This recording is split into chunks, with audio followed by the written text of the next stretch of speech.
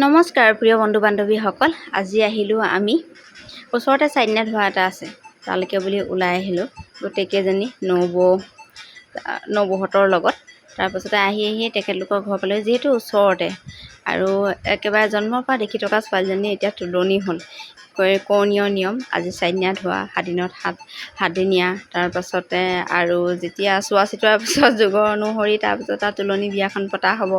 বিয়া তাৰপিছতে আহি পালোহি আমি এয়া ঘৰ, যিহেতুকে চাইনা ধোৱা বুলি গোটেই কাপোৰ কানি উলিয়াই কৰি দিয়া হয় আৰু এইখিনি নিয়মো আপোনালোকৰ ফালে কৰা হয়নে নহয় আপোনালোকে জনাব। আৰু চাইনা ধোৱা আহি পালোঁ, একেবাৰে পচন্দ ৰ'দ।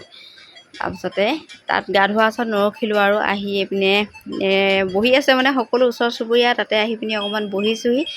আৰু মানে কি হয়, বেয়া লাগে ছোৱালীজনী বিয়া হোৱা মানে, আৰু দুখো লাগে ভালো লাগে নহয়নে।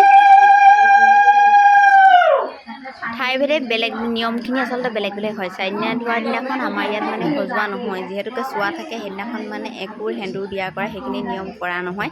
আৰু গা পা ধুৱাই কৰি অনাৰ পাছত মানে আৰু এনেকৈ বহি কৰি, কিন্তু 7 দিনীয়াত মানে সেইখিনি নিয়ম কৰা হ'ব সকলোখিনি। আৰু তাৰপাছত তাৰপৰা মানে গুচি আহিলোঁ।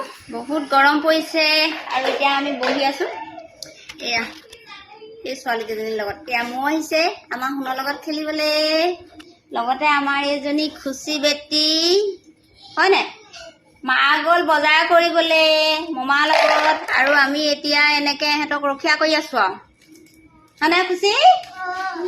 মায়ে বজাৰ কৰি খুব ভাল পায় নি? হা, এই মাকে বজাৰ কৰি খুব ভাল পায়। আৰু ভাত ৰান্ধি আছোঁ, লগতে সিহঁতকো চাই বহি আছোঁ আৰু গৰম বহুত।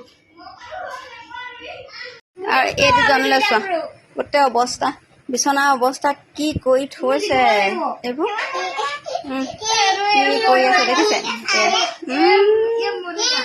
তাৰপাছত আমাৰ কণমানীজনীয়ে বোলে মামী মই গান গাম। মই বোলো গোৱা তেতিয়াহ'লে, মই ভিডিঅ' কৰি দিওঁ।